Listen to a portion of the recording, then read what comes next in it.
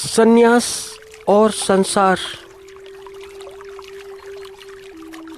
संन्यास में ठीक ठीक झांको, ठीक ठीक, और झांक कर देखो तो संसार के दर्शन होते हैं।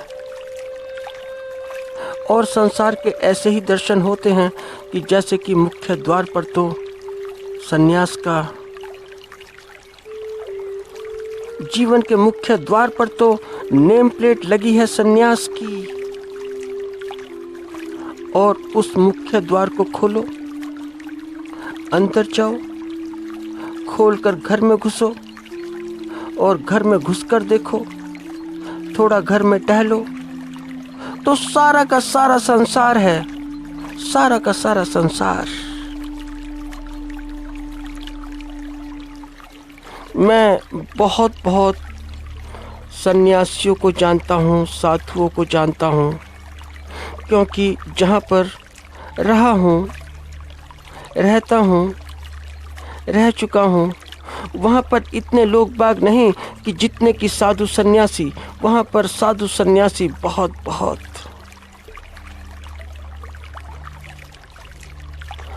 और इसके विपरीत भी बात ठीक ठीक, इसके अपोजिट में जाओ तो वो भी बात ठीक ठीक, वह भी विपरीत भी ठीक ऐसे ही कि जैसे संसार को उखाड़ कर देखो तो कभी यह जो संसार है इसे उखाड़ कर देखो, संसार का ओढ़ा हुआ कंबल उतार कर देखो, सर्दियों में संसार की रजाई उतार कर देखो, तो गर्मियों में चादर उतार कर देखो, तो संसार में संन्यास के दर्शन होते हैं। तो संसार में संन्यास है और संन्यास में संसार।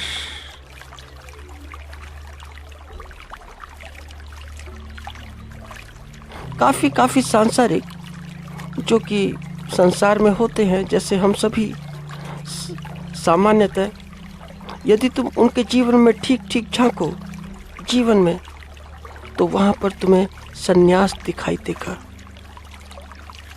उनकी बातें ऐसी होंगी कि जैसे सन्यासी की, मगर रहते संसार में है बातें सन्यासियों जैसी। वह एक अलग की बात है, वह एक अलग बात की शैली वैसी ना हो जैसी सन्यासियों की। वह एक अलग विषय की भाषा भी वैसी ना हो कि जैसी शास्त्रों की। हो सकता है कि उनकी भाषा बड़ी साधारण हो, उनकी भाषा साधारण मगर अर्थपूर्ण, मगर अनुभव गहरे, इतने गहरे कि इतने सन्यासियों के भी नहीं, साधारण सन्यासियों के भी नहीं। वे भले ही वैसे वस्त्र ना पहनते हों, उनका बाहर का पहनावा वैसा ना हो, मगर अंदर का गेरुआ, हृदय का गेरुआ, तो ऐसा व्यक्ति, तो यह व्यक्ति ठीक ठीक संसार में जिया है, ठीक ठीक। इस व्यक्ति ने ठीक ठीक संसार के अनुभव लिए हैं, और इस व्यक्ति के पास ऐसा नहीं कि एक दो अनुभव हो, एक दो चार अनुभव हो, नहीं।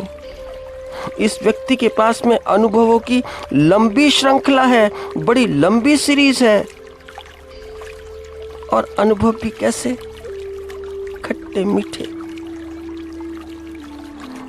खट्टे मीठे अनुभव। और उसका जीवन खट्टे मीठे जो अनुभव हैं, जो अनुभवों की लंबी श्रृंखला है, उसका परिणाम है। और परिणाम क्या? क्या परिणाम? संन्यास। वह सन्यासियों जैसी बातें करता है। उसकी सारी की सारी बातें सन्यासियों जैसी। ठीक ठीक ऐसे ही जैसे तुम्हें सांसारिक मिलते हैं, ठीक ठीक ऐसे ही तुम्हें बहुत बहुत सन्यासी भी मिल जाएंगे। बहुत बहुत जैसे सांसारिक बहुत बहुत, ऐसे ही सन्यासी भी बहुत बहुत। क्योंकि वस्त्र तो गिरवे, मगर हृदय गिरवा नहीं, अनुभव गिरवे नहीं। तो उनका संसार देखो, उनका संसार किसी सांसारिक से बहुत बहुत बड़ा है। बड़ा। और बड़ा तुम इसलिए मत समझ लेना कि वे संसार को ही घर, वसुधैव वसुधैव कुटुंबकम, ऐसा नहीं। उनकी दुनिया कुछ अलग, बहुत अलग है। और यह भी मत सोचना कि सांसारिक ही परेशान है। नहीं, ऐसा बिल्कुल नहीं।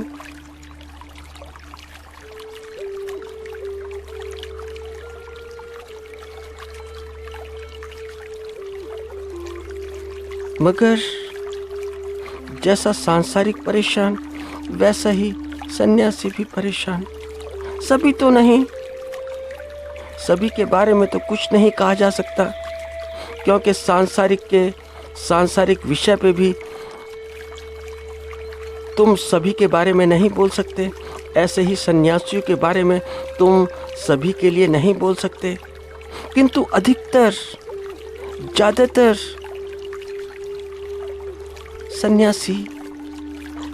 सन्यासी सांसारिक से बहुत बहुत अधिक परेशान है। इतना सांसारिक परेशान नहीं, क्योंकि उसके कारण हैं, मौलिक कारण हैं। क्योंकि सांसारिक के हाथ में संसार तो है, थोड़ा बहुत तो है, चाहे जरा सा हो, छोटा सा हो, दिन का भर हो, है तो। पत्नी है, बच्चे हैं, घर परिवार है, थोड़ा बहुत तो संसार है। और जहाँ थोड़ा बहुत संसार हो, वहाँ पर जो अनुभव हैं एक दूसरे से बताए जा सकते हैं और कहे सुने जा सकते हैं। सुख दुख की बातें बोली जा सकती हैं। दिल हल्का किया जा सकता है बोलकर, बात से, वार्तालाप से। मगर सन्यासी, साधारण सन्यासी के हाथ में क्या? सन्यासी का संसार क्या? सन्यासी की दुनिया क्या? सन्यासी की दुनिया है भगवान। सन्यासी का संसार है ईश्वर। सन्यासी के हाथ में है अस्तित्व। मगर सन्यासी ठीक ठीक जानते हैं, ठीक ठीक, और ज़्यादातर जानते हैं, ज़्यादातर साधु महाराज जानते हैं कि उनके हाथ खाली के खाली हैं। खाली। स्मरण रहे, मैं सभी की बात नहीं करता हूँ। मैं इस बात को बार बार बोलता हूँ, मैं सभी की बात नहीं करता। मैं सभी की बात ऐसे ही नहीं करता कि जैसे सारे सांसारिकों की बातें नहीं करता, क्योंकि मेरी दृष्टि से संसार की तुलना यदि अस्तित्व से की जाए तो अस्तित्व सदैव से, हमेशा से संसार पर भारी रहा है, भारी भारी। और भारी भी कहना पड़ता है भाषा में, क्योंकि अस्तित्व की कुछ और ही बात, अस्तित्व के कुछ और ही आयाम। तो इसलिए सन्यासी के हाथ खाली, खाली के खाली, ना तो हाथ में संसार और ना ही हाथ में भगवान। दोनों में से कोई नहीं, ना संसार और ना भगवान, कोई भी नहीं। तो जानते हो होता क्या है? भगत लोग, जो अनुयायी हैं, भक्तजन, श्रद्धालु, बड़ी मुसीबत आ जाती है। कह भी नहीं सकते। अगर कह दो तो वे क्या सोचेंगे? क्योंकि जब गुरुजी ही खाली तो फिर तो कोई उपाय नहीं। तो गुरुजी गए तो साथ में हम भी गए, दोनों गए। और संसार में तो दुख सुख तुम कह सुन सकते हो एक दूसरे से तुम दुख सुख बोल लो, मगर यहाँ तो बड़ी मुसीबत है। बोलें किससे और कहाँ बोलें? तो काफी सन्यासी सोचते हैं, काफी ऐसे ही सोचते हैं कि जैसे कि काफी सांसारिक सोचते हैं कि जन्म व्यर्थ हो गया। मगर ऐसे सन्यासी जो अध पके हैं, बड़े कच्चे हैं, इतने कच्चे कि जैसे जबरदस्ती वृक्ष से कोई कच्चा फल हो उसे तोड़ लिया गया हो, वे बड़ी मुसीबत में हैं कि क्या करें। उनका हृदय घुटा जाता है। तो सांसारिक ही यह ना समझें कि मैं ही घुटा जाता हूँ। नहीं, यह सन्यासी भी, जैसे तुम घुटे वैसे यह सन्यासी भी। क्योंकि सांसारिक का दर्द यह है कि संसार का तो अनुभव हो गया, मगर उसका अनुभव नहीं हुआ जो संसार के पार है। एक का अनुभव हुआ और दूसरे का नहीं। किंतु सन्यासी का अनुभव, साधारण सन्यासी का अनुभव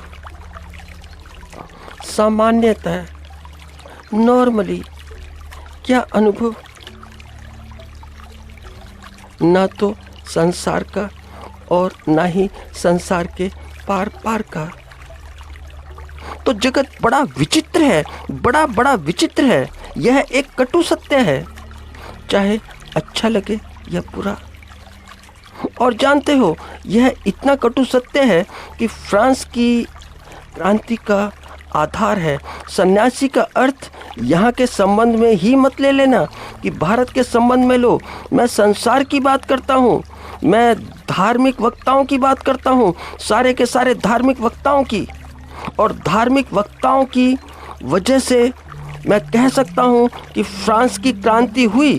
फ्रांस की क्रांति का यह आधार है। और इसी वजह से यही कारण रहा कि रूस में भी खूनी क्रांति हुई, धार्मिक आधारों के ऊपर। और कार्ल मार्क्स इसीलिए आज तक जिंदा है। आज तक देखते हो भारत में भी जिंदा है। सिकुड़ गया है, बहुत पूरी दुनिया में सिकुड़ गया है। थोड़ा बहुत रहा है कार्ल मार्क्स, मगर अभी तक जिंदा है। तुम यह नहीं कह सकते कि कार्ल मार्क्स समाप्त हो गया है। कार्ल मार्क्स आज भी जिंदा है। और हिंदुस्तान के एक दो प्रांतों में देखना हो तो सजीव, जिंदा आज भी देखा जा सकता है।